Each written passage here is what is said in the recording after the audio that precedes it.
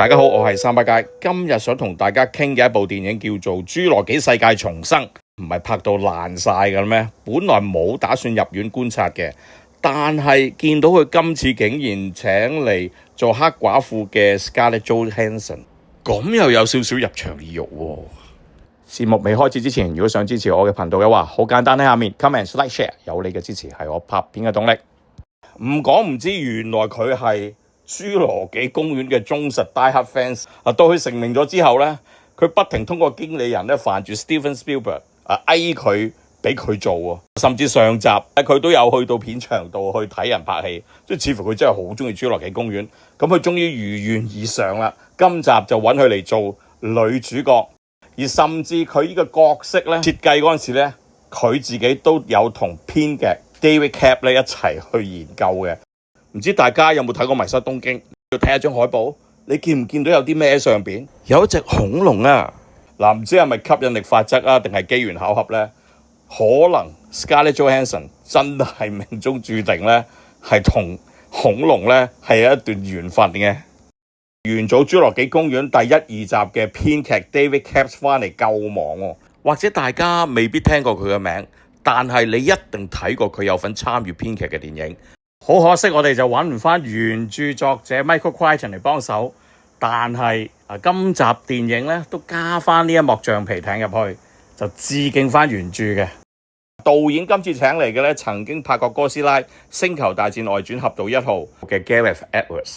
睇佢過往嘅 track record 咧就唔差嘅，特別星球大戰俠盜1號都有幾多好評啊！電影設定喺時間線上邊咧就係上集侏羅紀世界5年之後發生嘅故仔嚟嘅，咁但係好彩啫，今集係一個獨立嘅故事。如果你有時間睇翻第一集嘅侏羅紀公園咧，我覺得佢有多 reference 翻嚟，就算你唔知一張白紙入去睇咧，我相信絕對唔會影響你嘅觀影經驗。電影係講述女主角帶領一隊精銳嘅部隊咧，去執行一個機密任務，要從3隻巨型恐龍攞 DNA 製作一個救命嘅藥物啦。雖然咧最後都會同你講人類亂搞 DNA 科技，然後搞隻超級大怪物出嚟，我估都係嗰啲套路噶啦。不過呢度仍然行緊一個關鍵字，就係藥廠啦。幾年前全球人類基本上已經大規模做咗一次巨大嘅人體實驗啊！結果係點？其實有班人已經一早通過荷里活警告咗大家噶啦。唔知大家有冇去睇呢出戲嘅預告片？我睇完呢，我感覺係 OK 嘅，不過就有啲似曾相識。就有一隻喺海入邊嘅恐龍，絕對令我聯想起咪阿凡達水之道咯。希望佢拍得好過阿凡達。另外就係佢有一隻應該係變種恐龍嘅，咁又係嗰啲老掉大廈嘅局啦，希望拍得好睇啦。咁仲有呢隻嘢咁似異形嘅，據聞佢真係參考咗異形同埋星球大戰武士復仇嗰隻怪物去設計嘅，唔知你又覺得似唔似呢？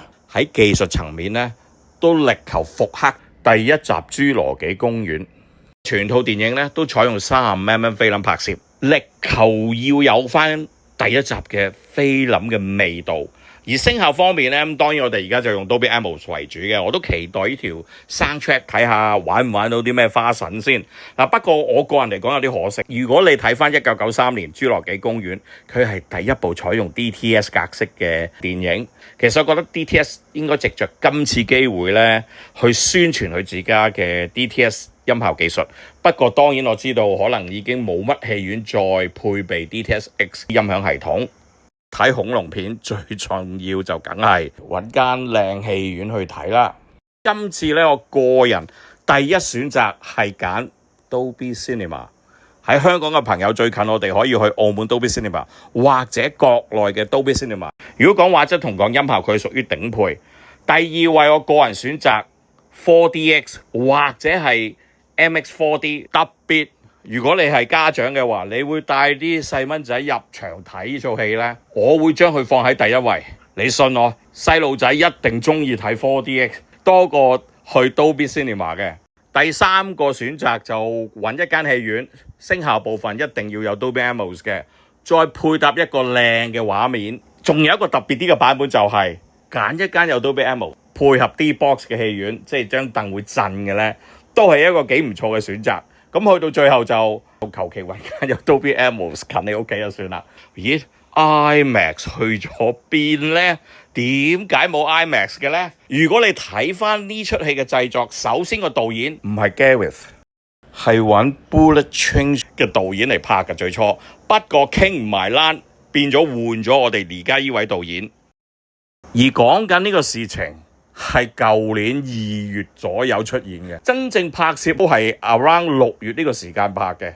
咁6月拍，你而家7月，即係大概1年都冇嘅時間，仲唔好忘記出戲好多特效嘅喎，令到佢好難搶 IMAX 期。電影公司一早已經同 IMAX 簽晒北美獨佔協議。你睇下究竟今年幾熱鬧嘅暑假。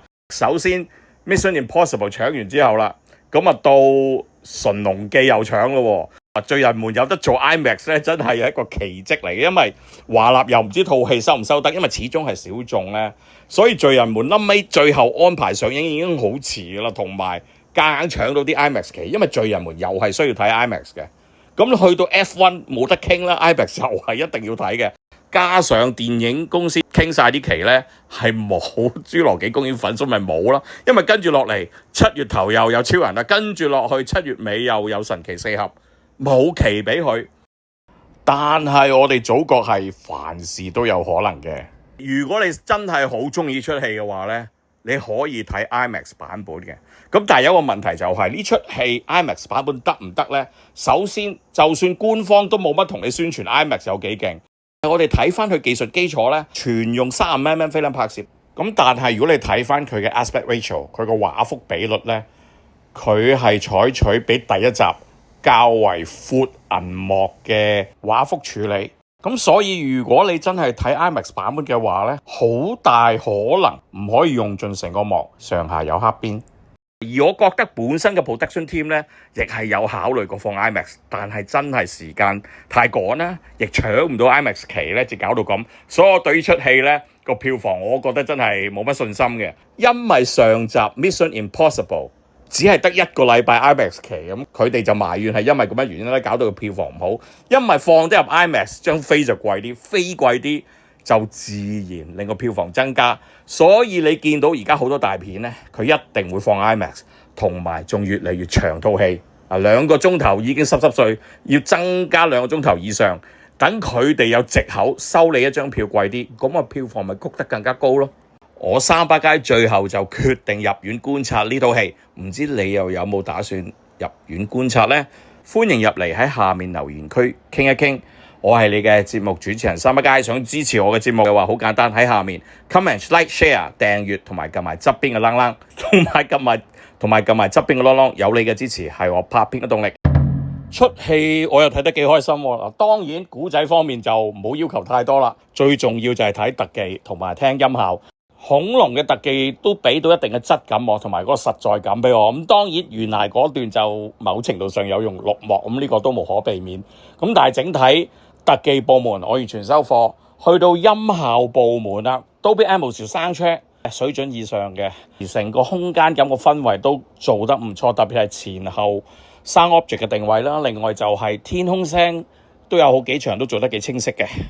雖然配樂部分就唔係揾翻John Williams 翻嚟操刀嘅，但係佢都用翻好多 John Williams 嘅配樂，所以一響起侏羅紀公園嘅音樂呢，嗰種感覺就翻晒嚟嘅，所以我都幾投入嘅第一出戲。雖然古仔就真係有啲陳腔濫調，但係如果你係諗住睇特技睇恐龍啊，有少少緊張啊，聽下啲音響效果呢，我覺得呢出戲都係一個唔錯嘅選擇。